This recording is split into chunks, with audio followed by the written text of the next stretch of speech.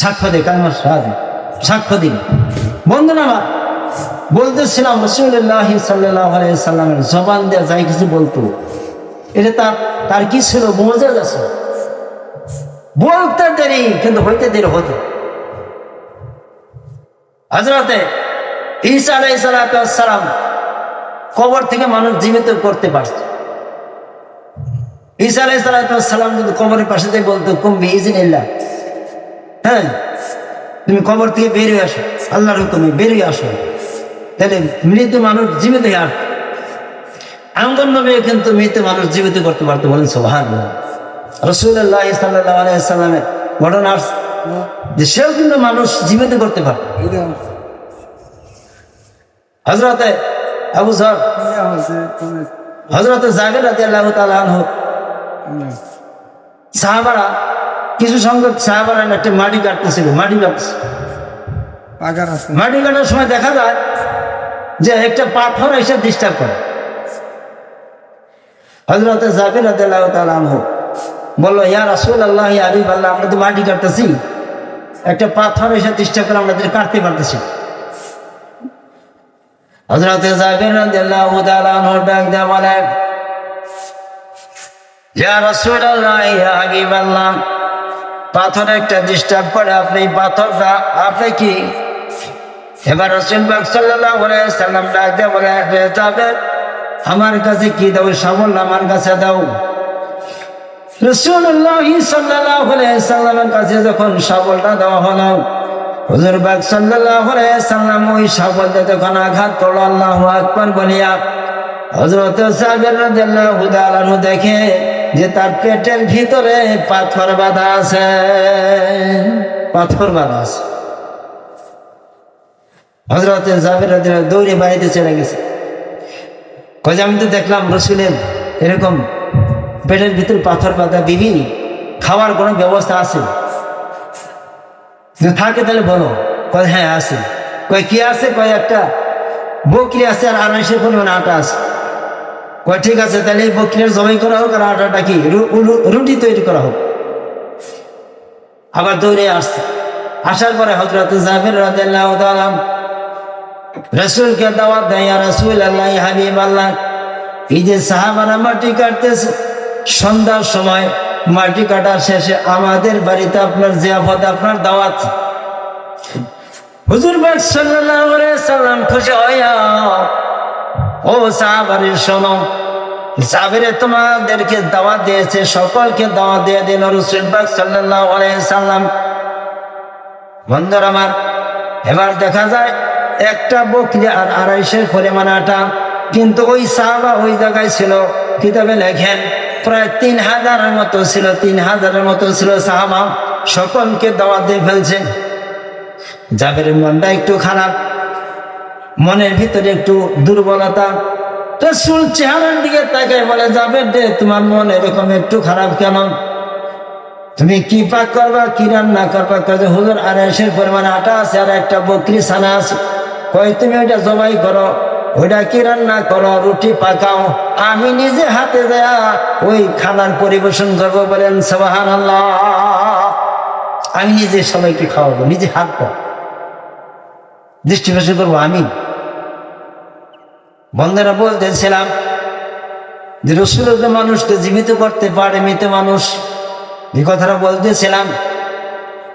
হযরত জাবের রাদিয়াল্লাহু তাআলা আনহু যখন এই বকরির জবাই করেন, জবাই করার পর বন্ধুরা আমার, এই জবাইটা তার 2টা ছেলে ছিল, একটা ছোট 4 বছর বা 5 বছর, আরেকটা আর একটু বড়, 2টা ছেলে। এখন আব্বা কেমন করে ছাগল জবাই করছে, এইটা 2 ভাই কইতেছে, আব্বা কেমন করে ছাগল জবাই করছে ভাই তোমরা দেখবা। এক ভাই আর এক ভাই কইতেছে, কই কি বাগরে করছো জবাই, তোরা একটু দেখাও। তো 2 ভাই গেছে বাড়ির, মানে বাইরে গেছে, বাড়ির পাশে গেছে। এখন বড় ছেলে ছোটটারে কইতেছে, ছোট ভাইরে কইতেছে, তাহলে তুমি এনে সব আমি দেখাই যে আব্বা কি বাগরে ছাগল জবাই করছে, দেখাই এর মধ্যে দেখাই দেবে। কই এরা ছোট ভাই সবাই দিছে, বড় ভাই ছুরি দিয়ে একবারে মানে শহীদ করে দিছে। আল্লাহু আকবার। এখন বড় ভাইটা নেই, ভাই ওঠো, চলো বাড়িতে চলে যাই, বাড়িতে চলে যাই। ভাই তো ওঠে না, একবার জবাই গেছে, জবাই জিনিস বোঝে না। বন্ধুরা বলতেছিলাম ওই জাবের স্ত্রীকে ডাক দেওয়া মানুষ বলতেছে, জাবের তুমি কোথায়? ও জাবের স্ত্রী রে, তোমরা কোথায়? দেখো তোমার বড় ছেলে ছোট ছেলেকে জবাই করে দিছে। বন্ধুরা আমার দৌড়ে বাড়িতে দৌড়ে বাড়িতে আসেন। বন্ধুরা আমার দৌড়ে মায় আসছে, আয়সা দেখে বড় ছেলের হাতে এরকম ছুরি দেখা যায়, রক্ত মাখা ছুরি হাতে নেওয়া হয়েছে। বড় ছেলে দাঁড়ায় আস, মাকে দেখে আর কিতাবে লেখে ওই বড় ছেলেটা বন্ধুর আমার এরকম দৌড়াইয়া যাইতে যাইতে একটা পাহাড়ের উপর উঠে, ওঠার পরে পাহাড় থেকে পড়ে ওই মানুষটা ওই ছেলেটা মারা যায়। আবার কেউ কিতাবে লেখেন যে বিল্ডিং এর উপরে উঠে, ওঠার পরে ওন থেকে পড়ে ওই বড় ছেলেটা মারা যায়। দুইভাবে লেখা আছে। বন্ধুর আমার জাবের দুইটা ছেলে, ছোটটা জবাই করে দিল, বড় ছেলেও কিন্তু মারা গেল। বন্ধুরা আমার ইতিমধ্যে দেখা যায় সন্ধ্যার সময় জাবের বাড়িতে হুজুর পাক সাল্লাল্লাহু আলাইহি সাল্লাম দাওয়াতে আসবে। বন্ধুরা আমার হযরতে জাবের রাদিয়াল্লাহু তাআলা দুইটা ছেলে, এই দুইটা ছেলেকে উঠানের ভিতর রাখিয়া চাদর দিয়ে ঢাইকা রাখলো। জাবের স্ত্রী কাঁদেন, শুধু কাঁদে আর কাঁদে। হযরত জাবের রাদিয়াল্লাহু তাআলা আনহু ডাক দিয়ে বলে, ও স্ত্রী রে, তুমি কেন কাঁদো? তুমি কাঁদিও না, আমাদের দুইটা ছেলে শহীদ হয়ে গেছে, ছেলের কথা খেয়াল করা, কাঁদিও না। যেই রাসূলকে না বানাইলে আসমান জমিন লৌহ কলম চন্দ্র সূর্য গ্রহ নক্ষত্র আল্লাহ তাআলা কিছুই বানাইতো না, সেই নবী আমাদের বাড়িতে দাওয়াতে আসবে, তুমি আমার ছেলের কথা খেয়াল করে কাঁদিও না, রান্নার ব্যবস্থা করো, রান্নার ব্যবস্থা করো। হুজুর তো আসবে, দাওয়াতে আসবে না? হুজুরের দাওয়াতে আসছে, কিছু সাহাবাকে নিয়ে হুজুরও আসছে। আসার পর এই যে ঘটনা ঘটছে, এটা তো রাসূল জানে না গো, কি জানে না? জানে। এই যে ঘটনাটা ঘটলো এটা কিন্তু রাসূল জানে, জিবরাইল আলাইহিস সালাম এটা জানাই দিচ্ছে, তাই না? বন্ধুরা আমার রাসূলুল্লাহ সাল্লাল্লাহু আলাইহি ওয়াসাল্লাম দাওয়াতে আসার পর ডাক দেওয়া যাবে, ডাক তোমার ছেলে দুইটা কিনে আসো। ওই যে হুজুর ছেলে দুইটা বাইরে গেছে, বাড়িতে নাই, খেলতেছে, আসলে মারা গেছে, তাই না? আসলে দুটো শহীদ হয়ে গেছে। বন্ধুরা আমার রাসূল ডাক দেওয়া বলে যাবে, তোমার ছেলে দুটো নিয়ে আসো। কয় যে বাড়িতে নাই, এদিক গেছে ওদিক গেছে, খেলতে গেছে অজুহাত। বন্ধুরা এক পর্যায়ে ডাক দেওয়া বলে, ও যাবে, যতক্ষণ পর্যন্ত তোমার ছেলে দুইটাকে উপস্থিত না করবা ততক্ষণ পর্যন্ত আমি দাঁড়াকে খানা খাবো না। বন্ধুরা বলতেছিলাম এক পর্যায়ে জাবের রাদিয়াল্লাহু তাআলা সত্য কথা বলে দিল, ইয়া রাসূলুল্লাহ, ইয়া হাবিবাল্লাহ, আমার দুইটা ছেলে এরকম ভাবে শহীদ হয়ে গেছে। ঘটনা রাসূলের কাছে বলল, বলার পরে কয় কোথায় ছেলে দুইটা আছেন? ডাক দিয়ে বলে, ইয়া রাসূলুল্লাহ, ইয়া হাবিবাল্লাহ, ওই যে দেখেন উঠানের ভিতরে চাদর দিয়ে ঢাকিয়ে রাখছে। হুজুর পাক সাল্লাল্লাহু আলাইহি সাল্লাম ওই ছেলে দুইটার কাছে যাইয়া আল্লাহর কাছে দোয়া করে, আই রব্বুল আলামিন, আই পরওয়ারদিগার আল্লাহ, আই রব্বুল আলামিন, জাবের যে ধৈর্য ধারণ করেছে, জাবেরের ছেলে দুইটাকে জীবিত করে দিয়া আই রব্বুল আলামিন জাবের এবং জাবেরের স্ত্রীর তুমি প্রতিফল দিয়ে দাও। বলেন সুবহানাল্লাহ। রাসূল পাক সাল্লাল্লাহু আলাইহি সাল্লাম মুনাজাত করার সাথে সাথে, দোয়া করার সাথে সাথে এই দুইটা ছেলে জীবিত হয়ে গেল। বলেন সুবহানাল্লাহ।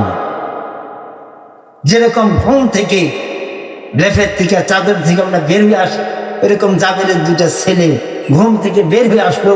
বলেন সুবহানাল্লাহ। দুইটা ছেলে বাইরে আসলো। রাসূল পাক সাল্লাল্লাহু আলাইহি সাল্লাম বলেন, জাবের দেন, তুমি যাও, এই ছেলে দুইটাকে গোসল করে নিয়ে আসো, একসাথে খানা খাইব।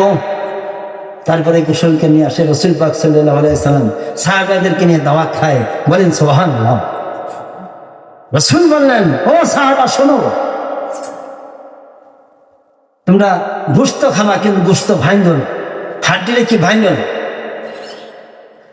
হুজুর পাক সাল্লাল্লাহু আলাইহি ওয়াসাল্লাম খাওয়ার পরে হাড়গুলো একত্রে গড়ে ফু দিল, আবার সেই বকরি হয়ে গেছে। বলেন সুবহানাল্লাহ। বলতেছিলাম রাসূল পাক সাল্লাল্লাহু আলাইহি ওয়াসাল্লামের মুজিজা ছিল, জবান দা যা বলতো তাই হতো, তাই না গো? কি বল, জবান দা যা কিছু বলতো তাই হতো। বলেন সুবহানাল্লাহ। বন্ধুরা আমার, এই দাওয়াতের ভিতরে রাসূলুল্লাহ সাল্লাল্লাহু আলাইহি ওয়াসাল্লাম কিতাবে লেখেন যে একটা বকরি ছানা দিয়ে 250 পরিমাণ আটা দিয়া প্রায় 3000 মানুষকে খানা খাওয়ায়। বলেন সুবহানাল্লাহ। এটা রাসূলের কি মুজিজা। হুজুর পাক সাল্লাল্লাহু আলাইহি ওয়াসাল্লাম জবান দা যা বলতো তাই হইতো। বলেন সুবহানাল্লাহ। ওয়ালা ইলাহা ইল্লাল্লাহ, লা ইলাহা ইল্লাল্লাহ, লা ইলাহা ইল্লাল্লাহ, লা ইলাহা ইল্লাল্লাহ। ওই যে বহুদূর মাদিনা আমরা কেমনে যাব জানি না, দয়া করম দয়াল আল্লাহ শোনাও মনের বাসনা, লা ইলাহা ইল্লাল্লাহ, লা ইলাহা ইল্লাল্লাহ, লা ইলাহা ইল্লাল্লাহ। ওই যে সাদাত জান্নাত বানাইলো মনের মতো সাজাইল, একটি কদম রাখার পর আল্লাহ হাজারা